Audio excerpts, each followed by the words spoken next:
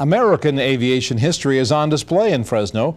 More than a dozen B-25 bombers are in town celebrating the reunion of the Doolittle Raiders. 3 original members of the crews that flew bombers like this on the first American attack on Japan are here for the reunion. The planes that took part in the 1942 raid all ditched in the ocean after dropping their bombs. The Raiders took their name from their commander, Lieutenant Colonel James Doolittle.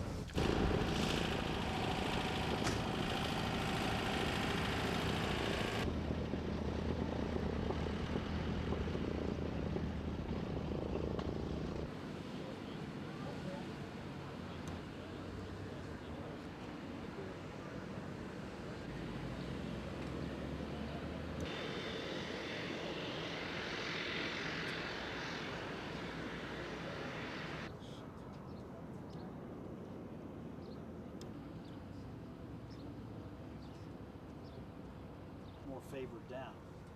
Yeah, okay.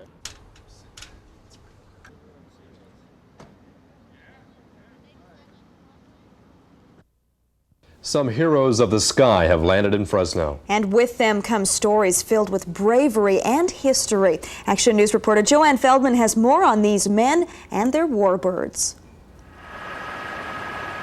These B-25 bombers made a breathtaking fly over the Golden Gate Bridge today, a trip that originated in Fresno to commemorate the bombing of Tokyo during World War II in the wake of Pearl Harbor, and the brave men who went into battle.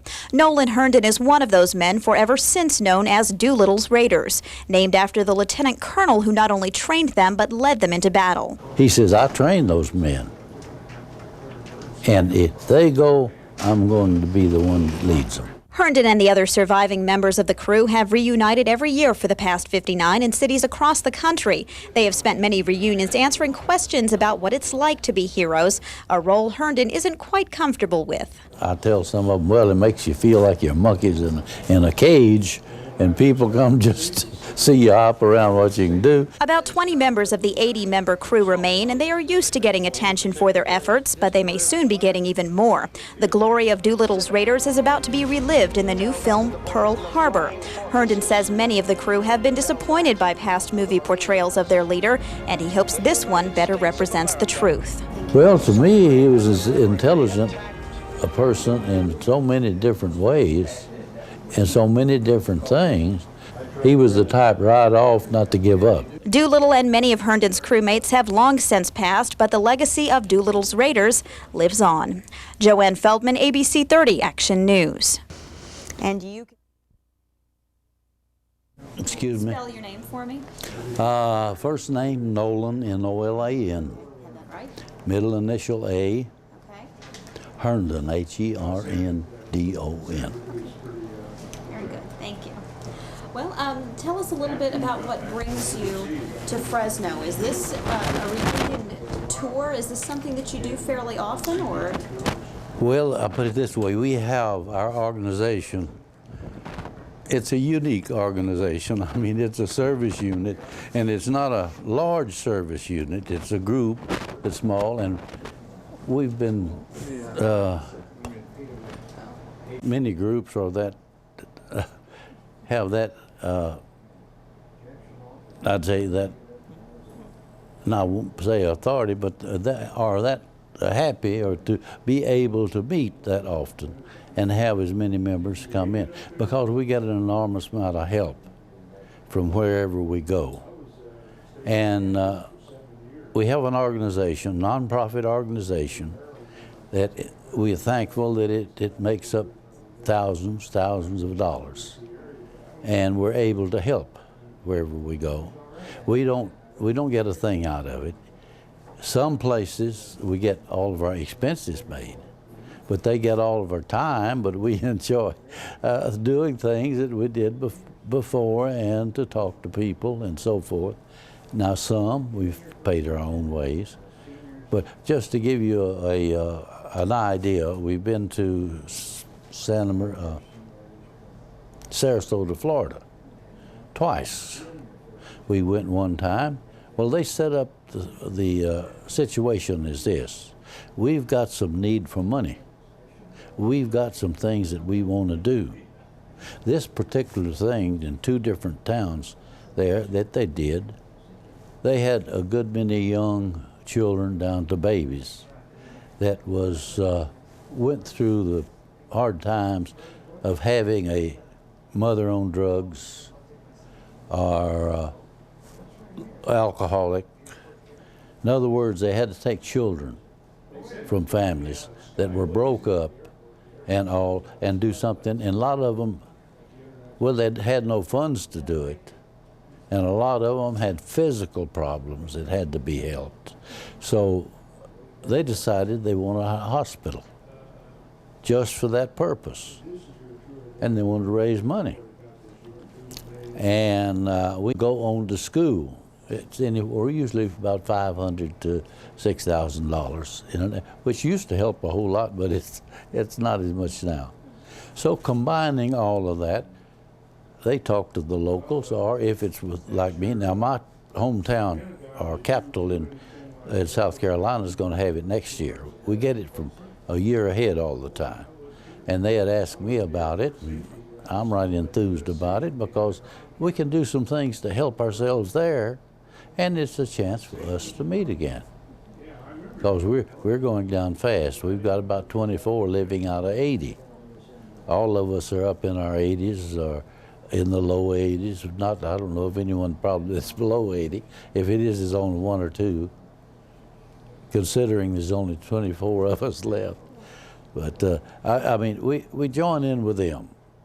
And I tell some of them, well, it makes you feel like you're monkeys in a cage, and people come just see you hop around what you can do. But no, you'd be surprised. I mean, you have a lot of people that are interested in things like this, and they're interested in, well, sometimes they say war heroes. I don't get that. I only have one hero, and that's the man that lost everything. He lost his life. I don't care if it was nothing but hauling stuff to help others or to help the men in the military. Wherever he is, he gave everything he had. And now he can be a hero. Now I understand, but us, the ones that lived through it, now we had some, because we had a number of people that were killed, and a lot of them were executed, and a lot of them, due to the hardships and so forth, on through the war later, went on. Yes.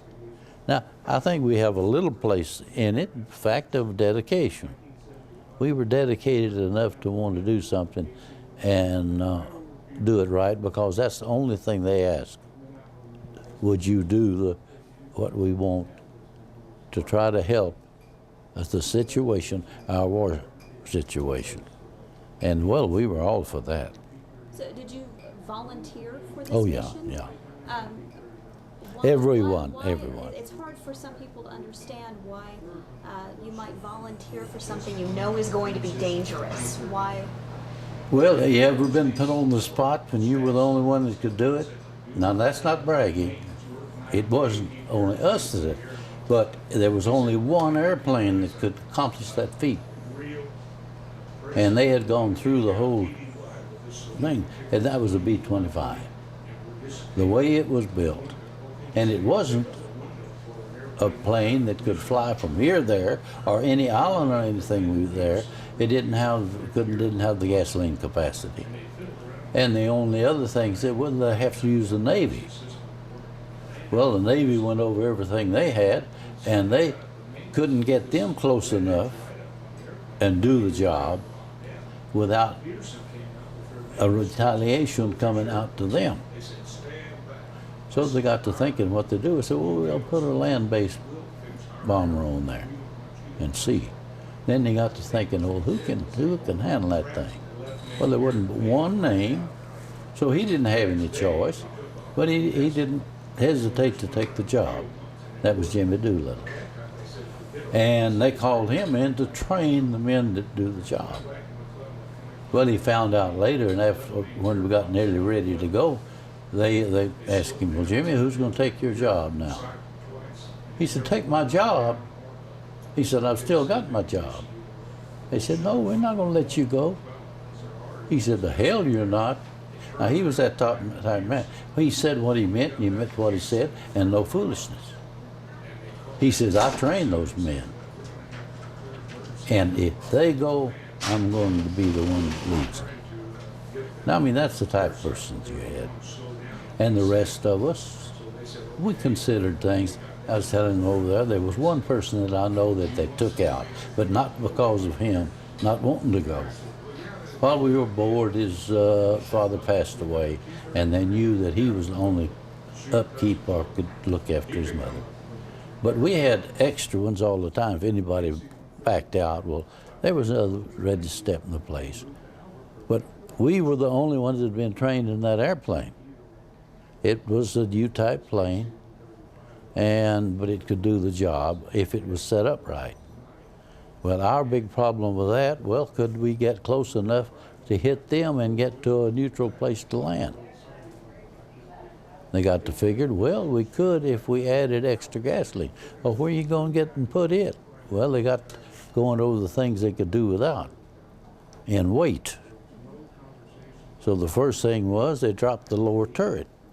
Said, we're going to be going in for safety so low we won't need that turret. So they put an extra bulletproof tank where the turret was. And then they got to thinking, where else can we get some gas? And the only other place was the bomb bay. And instead of carrying 8 500-pound bombs, decided to carry 4. And they put a bulletproof tank in the upper part of the bomb bay. And that gave us a 2,000-pound capacity of bombs. Well, that helped some. And then thinking of other ways, said, well, the only other way is now we can put it in tin cans. And they did it. We got 5-gallon cans, and they put about 25 or 35-gallon cans. Well, that's a good bit of gasoline. It'll take us along 30 minutes to an hour, and put them in the back, and then they have the rear gunner up there, got the upper turret gunner that we needed at a certain interval. When they got enough gas used up, he took those 5-gallon cans and poured them into that lower turret tank and filled it up. So, I mean, it was a makeshift job. The planes had to be made over a little bit and set up to do the job. It was maneuverable enough, and we couldn't use the whole flight deck because too much danger running by the island on it. So they said, well, eliminate that. They had us all take off right at the island. And then they had to figure on a rainy day, so they did like a but a rock and tar mat was poured on the deck.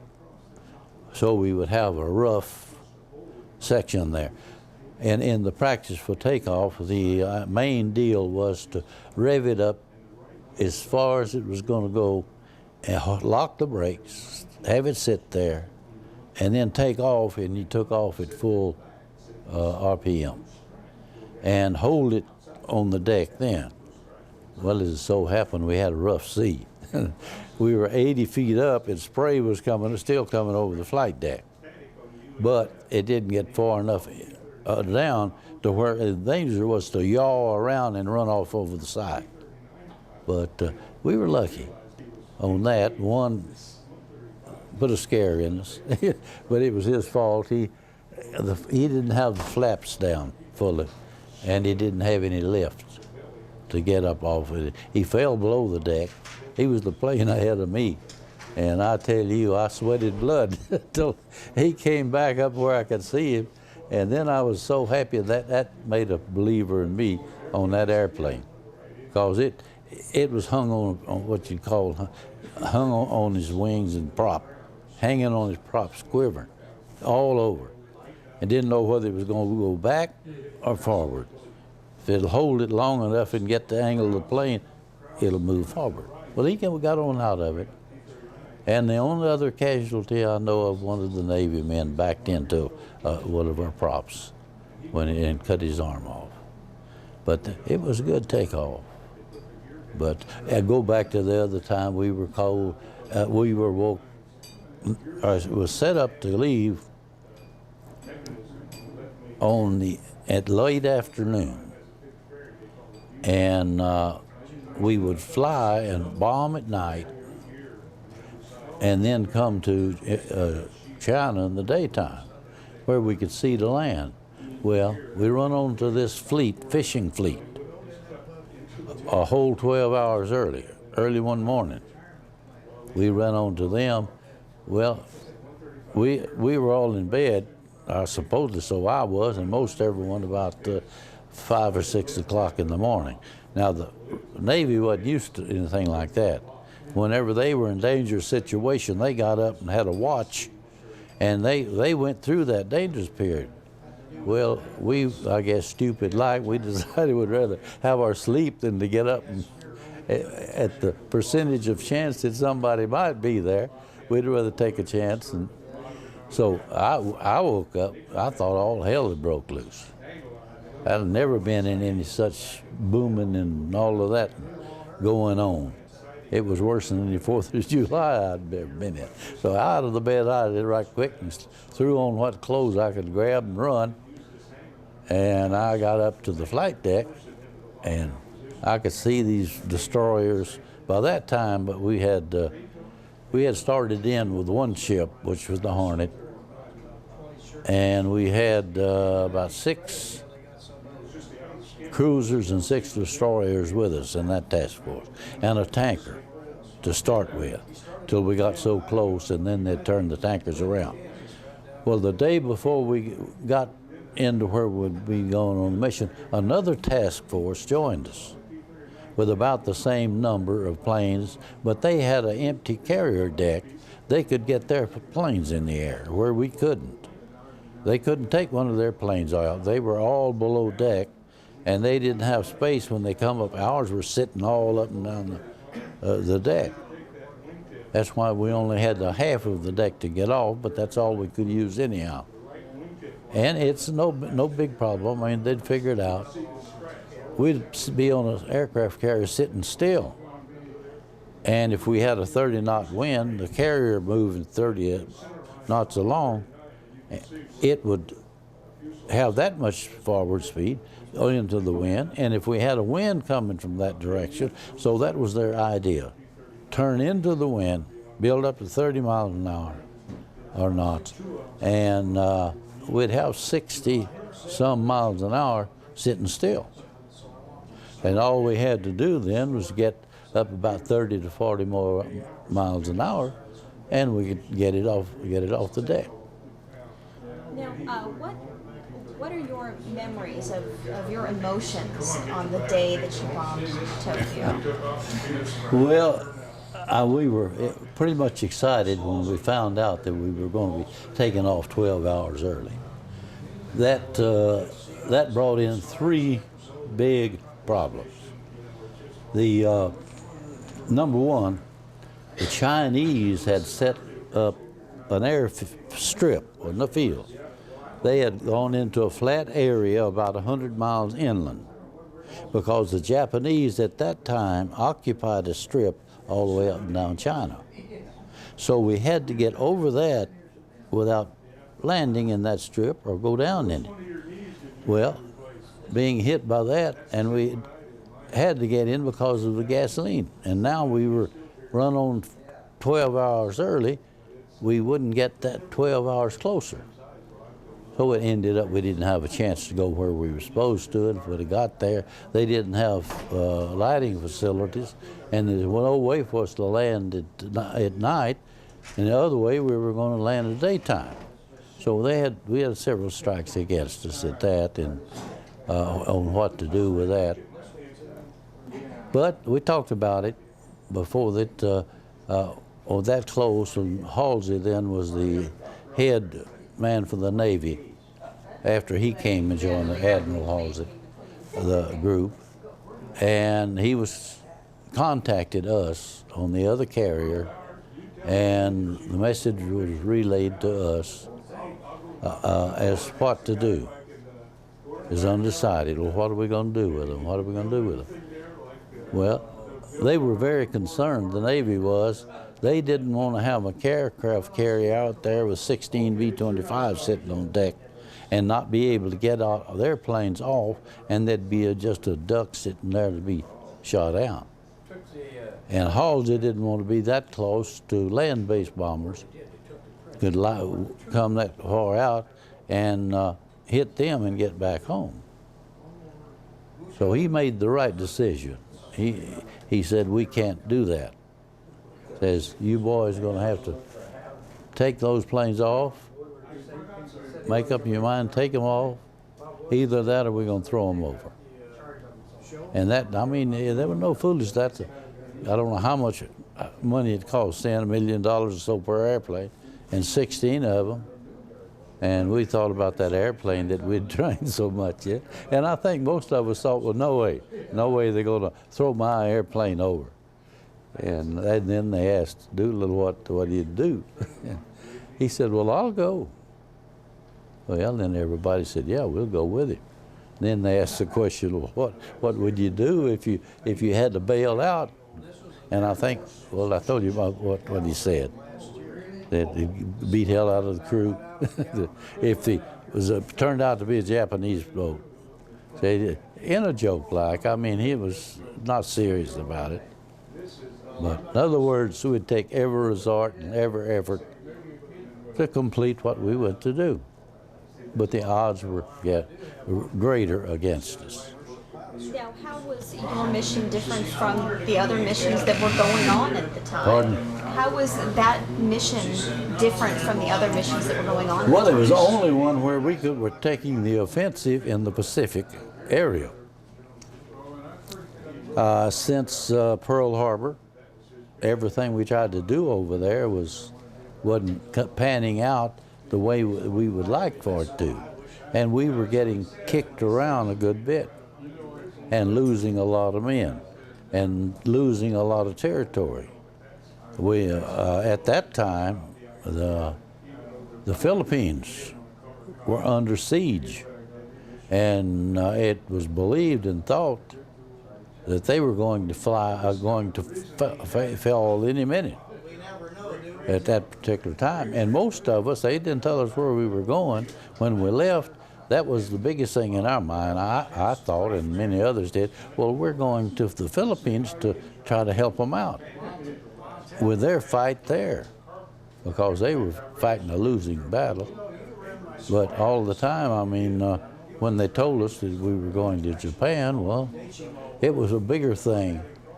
The Japanese was going through the situation of sitting over there and getting all the glory and winning all the war, and you can't hit us. Yeah, well, you can't do anything to us. And they believed it. And with them, it's the way the Japanese are. They depend on the emperor, not only to be a ruler, but a person that knows everything, and everything will be perfect from him. So when they set that up for us, they were after the moral effect, also with as much actual damage we could do, but the moral effect was the biggest dividend that we got out of the whole raid. When that happened, they started having to pull their own troops back off of the islands to protect home. They saw that, well, we can't protect the people at home. They could come in here to take over if we don't hold protection in here. So they began to bring back more back home. We started winning from that time on. It was just a shot in the arm, and it was something that, well, we felt bad about it, because it was more or less didn't turn out the way we wanted to, and we weren't able to do the damage we would like to have done. But the big damage was small in one way and big in another. The physical damage, or the actual material damage, was not as great as it could be, except that the area we covered all of the larger sections of the island of Japan. Start off with Tokyo and Yokohama and the harbors there and down that side of the coast. We hit four different towns, big towns, and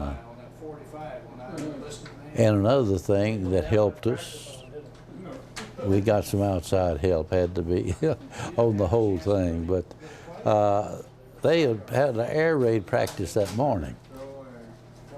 And when we started hitting them about noon or a little before, what little defense they had there was thinking it was still part of the air raid and practice, and it wasn't, I mean, real. So most of us got in and through there without getting shot at until after the first few. But the bad part of it was we couldn't circle and go in and protect one another in threes. We didn't have the gas. We were supposed to round the carrier till we got two more in the air and to go in threes. And we couldn't do that. That'd be an extra 5 or 10 minutes, and that'd be that much gas that would put us more down the road. So everyone just took off and went on his target like that. And we flew so low they couldn't hit us from anywhere but fly down on us. And if they did that, they'd go into the ground trying to. So there was one angle they could come up from behind or down the side. Well, we had a turret gun above and had the nose gun, which the bombardier and navigator operated. And then some genius thought of, well, what are we going to do about the tail end when it comes in that way? What the upper turret couldn't hit. So some fellow's bright idea, they put 2 broomsticks, one out, painted them black, and stuck it out the tail. And that would deter anybody maybe flying straight in on us from the tail. So it was renovated from different angles to help. Now, did all of your crew survive that mission? All of mine did. Yeah. The others, every plane that went, crash landed, bailed out, or tried to land in a rice paddy, or there were 3 different ways: bail out, crash land, or ditch. And we had some do all 3 of them. Now, obviously this was dangerous, but how dangerous did you feel it was? I mean, do you feel fortunate to be sitting here right now, to be alive after that? Normally, although you'd like that, you'd have lost half your men. Now, we lost all of our planes but one. And normally, to take that chance, and if they were fully protected like we thought and they could be, we would have been lucky to have got 50% of them through. And I doubt we would have got that if they had any idea to know it and set a preparation for it, but they just didn't think it could be done, neglected it. They can't get to us. How are they going to get a carrier force in close enough to do that? We'll pick them up, but and they did pick us up about 100 or so miles further out than we could. If we'd had that other, it'd been much better on us. So we'd have had we could have been got over where we needed to go and got out of the hands of the Japanese. You took them by surprise and you were more successful as a result? Oh, yes.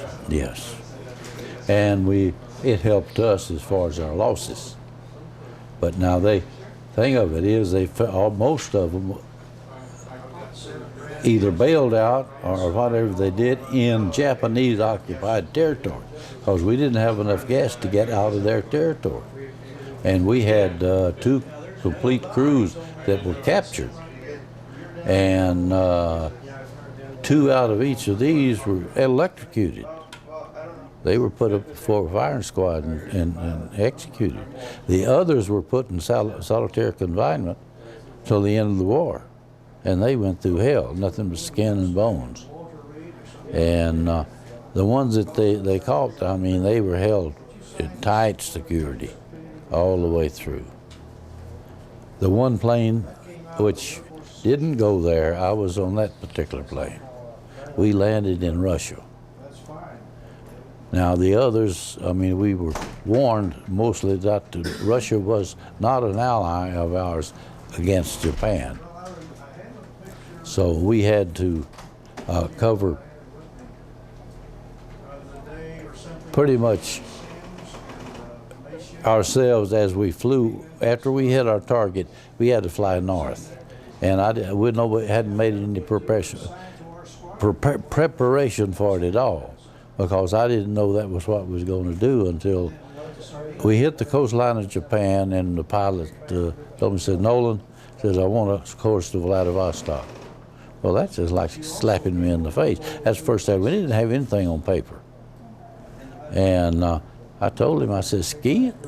There's no way I can do it now.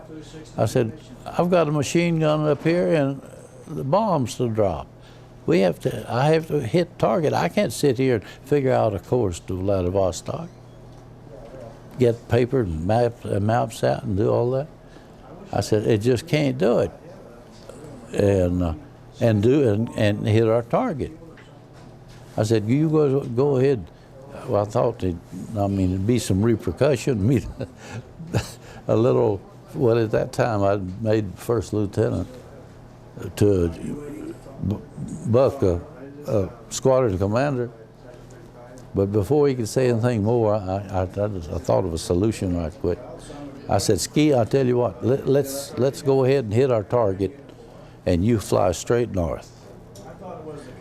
And that's right up the middle of the island. But that's the only way I figured we could do it. And I'll pick you up.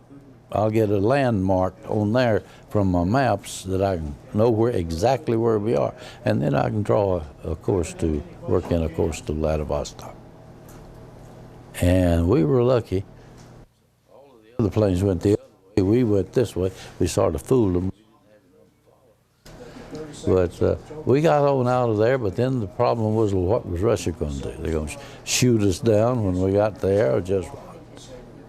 Because they didn't have any idea that we'd have any planes in that area. But it's all in another story after that. We were there right away. We told them we had come across from Alaska, and we needed gas to go into Chongqing, China. Well, that worked for a few hours. They were trying to figure over, could we actually do that? Have enough gas in that size bomb? But they saw all the extra tanks and everything, and they began to think, well, maybe they did. And then they started getting the news reports about Japan being bombed. And then they started smiling and grinning and told us what they knew then. And we couldn't do anything but acknowledge it. But they didn't like the Japs. They hated them, but they weren't at war with them. And Germany was just beating the hell out of them. Stalingrad, Moscow, Leningrad, the whole front was about to fall. And it would have if they'd have had warm weather to do it in. But it was in the wintertime. And they were about to freeze to death, and those Russians are tough. They can stand the freeze. But the German troops were stretched so far out until they were barely getting food and the equipment they needed and the food they needed and ammunition up there. And it was so cold that they were losing so many to the cold until they finally had to just give up and back up. And then at that time, the war sort of turned around, and they hit England, our group, from London, come across, and then that caused the Germans to have to pull an awful lot of men off the front there and put them on the western front instead of to the east. So it all worked out and around, and we're enjoying our company of one another right on and on. When you do this, it does seem obvious to me that you enjoy the company here. What kind of emotions or memories does this bring back when you get together every year? Well, you've got certain things that you run along with just naturally living. I can look over and see. Now the wives come to this too. They're ones that lost their husbands in the war, later on and through then, and also the ones that have lost their wives since then. And they're actually, the numbers outliving them. And so we have a number of them and children, their children that come with them. And we get to know the families and hear their problems in the war and the ones that die for that year. There's 5 goblets set straight up in every bin, and there's 16 bins of them up. Have you seen it or pictures of it? They have probably, they had them back in there, but I imagine they're gone. I'll check on it. But anyhow, in this room this morning, we had the services of, we have every time that the group that's there, we bring those, well, story on those, the goblets, at one time of the year we use them. They're flown out from West Point. Well, I think maybe now they come from the air, used to come from West Point, from the Air Academy. They have a big display of them there as a display for their attraction. And they have about 3 or 4 cadets and an officer come with them, and they fly them to every reunion that we go to. And they put them on display and show them to the reunion. And then we have a service we go through that each man has his name on it. And all the ones that pass away through that year, a member left in his crew will have something to say about him and turn the cup upside down. And then we give a toast to the dead and gone. And say some things that know him, the right clothes or whatever. And we had 2, I think, to turn over this year. But we're down to 24 out of 80. So we're down to about a 4th of all About how many of those were after the war? I mean, yeah. Oh, well, actually, there were 80 in the war. Right. And, well, I'd say we lost about over a 4th, I'd say about a third of that 80 during the war years. They went from service, they went to other sections. Some of them stayed in China and fought the Japanese with Chenault, the Flying Tigers, joined them. And then some of them went to other fronts, European front, the Eastern front, and was put in different, and the general, he ended up, before it was over, as head of the 8th Air Command out of England. And might say that covered all the air activity over the Germans and the Italians and anyone on that side. So he was head of the command there. And others went in different ways. Now we finally escaped from the Russians a year later, a little over a year later, you know. And we made our way back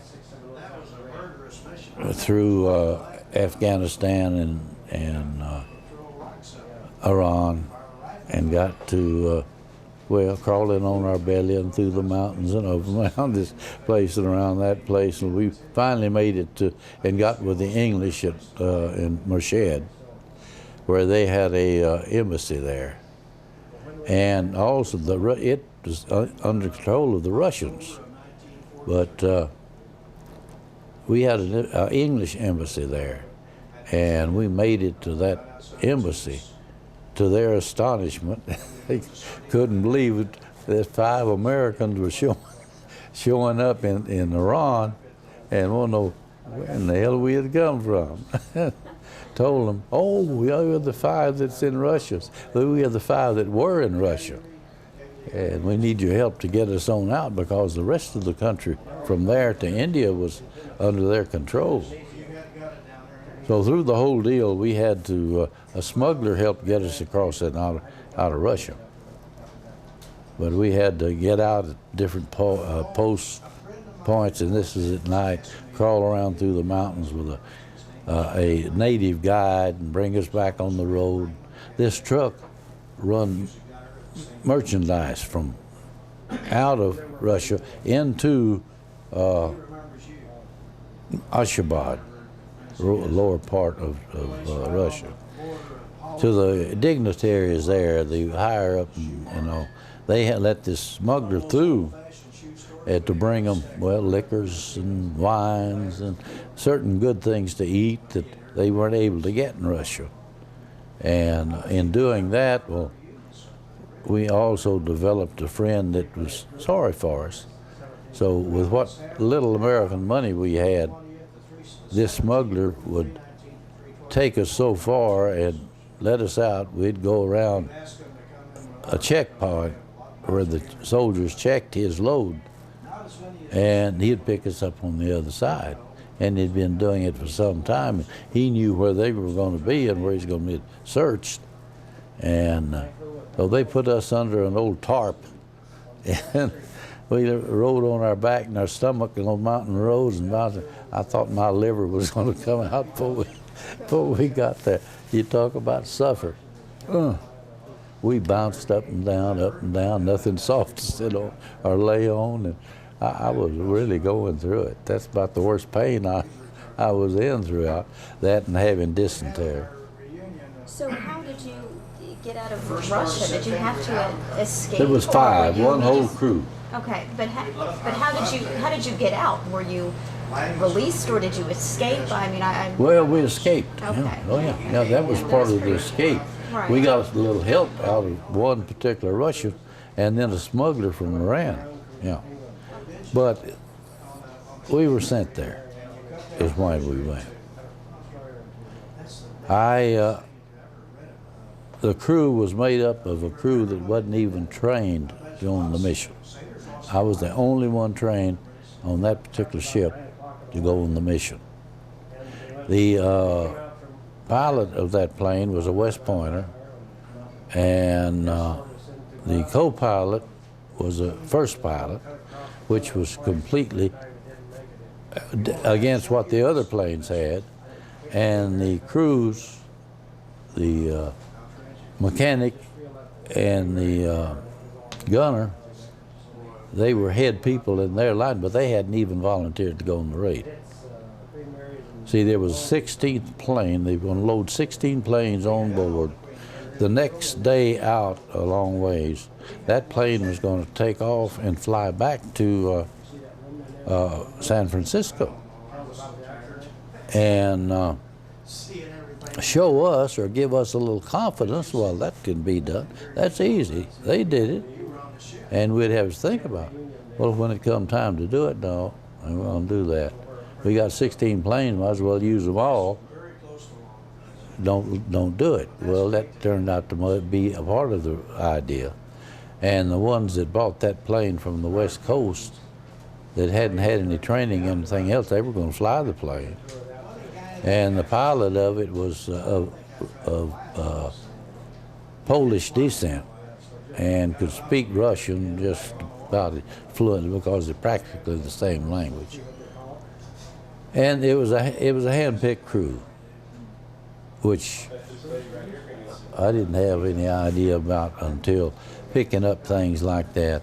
And I found out later that the pilot on this crew had come from Washington a few days earlier and flew straight across to Alameda and had the plane on board, and all four, some of us even got out there.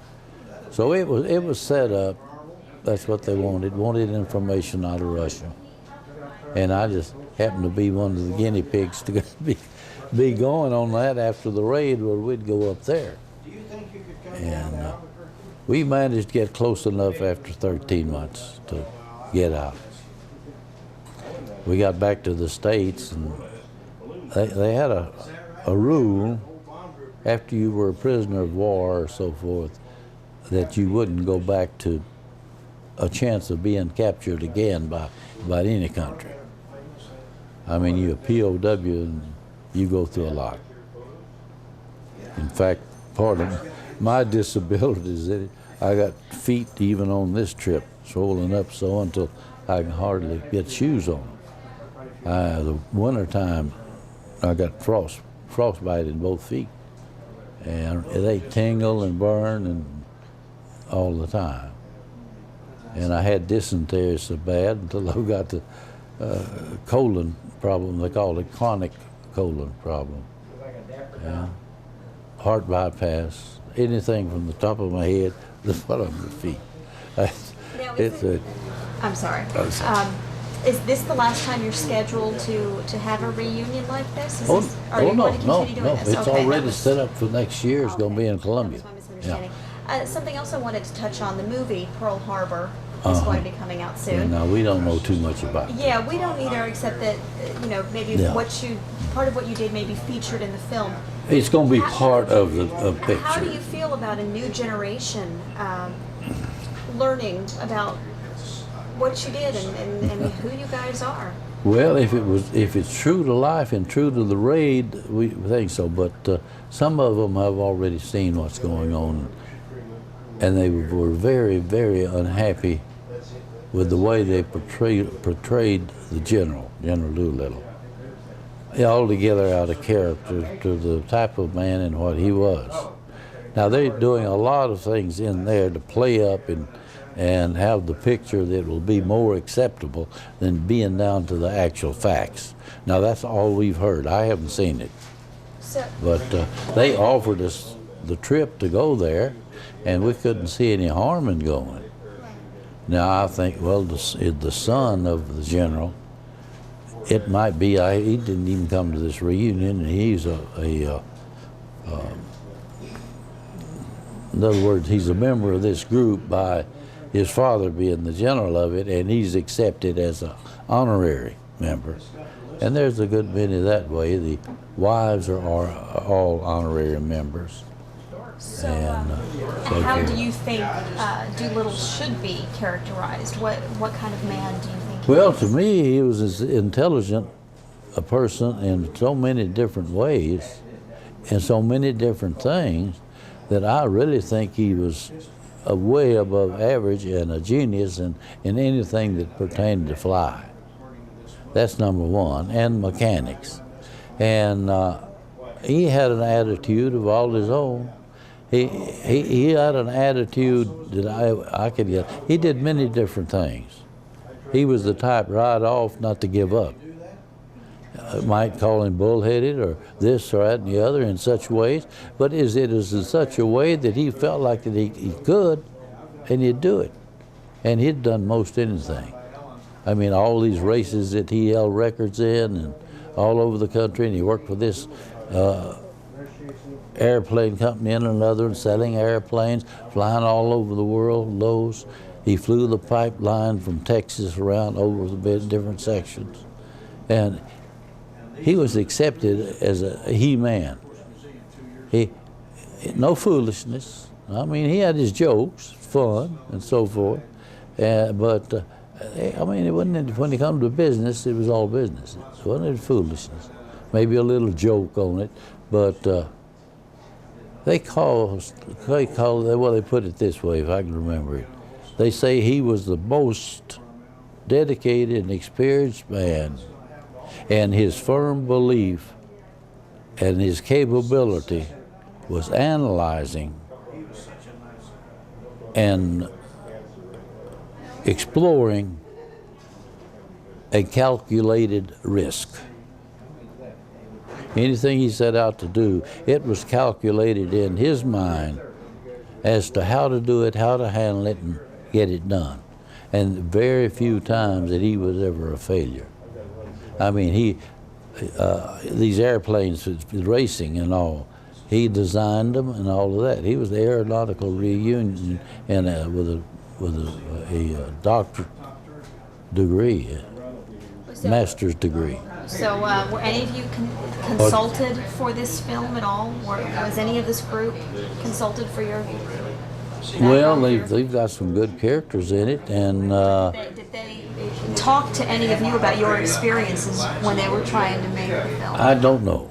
They didn't. you. No, not me. Now we have other things that are going on. There's a lot of other people, mostly writing, interview different ones, and then for this group, there was some interviewing for it. But it being out here, I didn't get it. Now they'll do the same thing in England. The fall of the year, they're going to have the premiere over there. Well, I've already talked to one of the workers with this same company, Disneyland, when they preview it in England, and he's already wanting to interview different ones of us. I found out there's 2 or 3 others, and we don't know whether we're going to be asked to go there or not. Well, how do you feel that there may be some newfound recognition, more recognition of your growth? The last few after years, this there's film? been a lot more that we get letters. I've got a filing cabinet, and I only started keeping them in the last year, and I've got a full cabinet now, from children, school children, right on up to older people, most anybody you can think of, on different things, the parts of the war and this and that, and what we think about the ways of today and against what it was then, and different questions. In other words, they want to know this, want to know that about the raid and what had happened and that, and that's what they've done mostly. There's 2 or 3 different historians that have interviewed different ones of us and have written books. There's a number of books that have been written. So you're used to the attention, basically. Oh yeah. I mean, it doesn't. Well, I was saying today, we do a lot of difference in the way talking to these 4 West Point or air. I say West Point. It's the air. That part of it I can't talk. Anyhow, today in there, they were asking me about things then and now. Incidentally, on our next reunion, the fellow that wrote this book on that day, on that time, Barkov, wait a minute. Oh, he's a noted analyst and on TV, radio. Oh, he wrote a book on the difference in times of today and what it was back at that time. What is his name? You're too young. Who is navigator, the nose gunner, and the bombardier on the plane? I had the 3 ratings, and there's 2 others of us had 3 ratings, and that would eliminate 2 other men, so that we were able to carry a crew chief and a radio man and something else in that 5. Usually, if they had to carry what the numbers I named there, they had, with the pilot and co-pilot, to give them 5. But this way we could carry more, and I happened to be one. Well, there's 3 of us out of that number that had been trained in those other things. So. Yeah. There's There were Stukas all over the place that we destroyed in those frag lines. Parachute frags. I've shrunk a little, I don't know why. Well, I would have been there too. You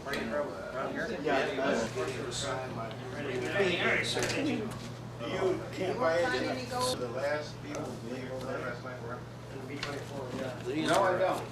paintings of Doolittle taken off your I'm left with Noland. Oh yeah, this has got that little soft nose. Any particular place? just wherever you'd like. The Eagle Field, the airfield that Bill Davis owns. He's got quite a Is collection. that working? I've got another one. It's doing all right. Kind of have to nurse them sometimes. Any place you want. Finally got, it's still gonna be at the airfield.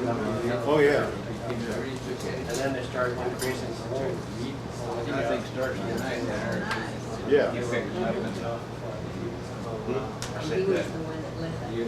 The thing that I possibly hear quite good. Right on the ground. Oh, your sign. I want these for my great grandma.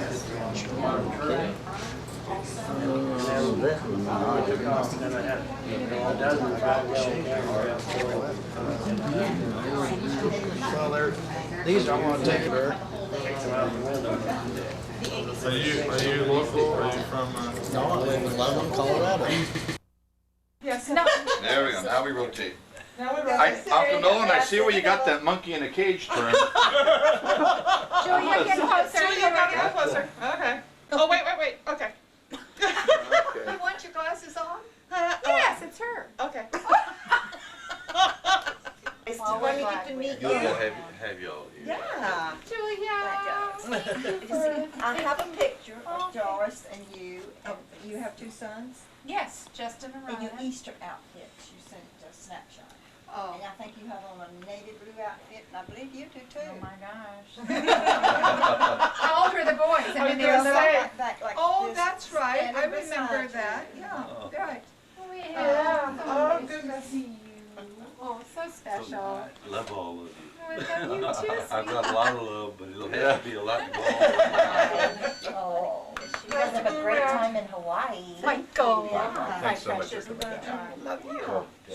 I will do. For taking care of So, everybody. such a long trip, it sure made the Well, it's easy to do. Well, it sure made the Bye-bye. Oh, it's good to see you. Bye, sugar. Oh, I love you. Oh, I know. What's the matter? Okay, upstay, and they drove the salesman crazy because Yeah. Ted wouldn't talk. Right. And she'd tell him, go home, and then Ted says, we're out of here, and came home. He said, we're gonna offer them like, I don't know, 3,000 or 4,000 less than they wanted. Yeah. And Something like that. they called the house, and Jane says, I don't want to, and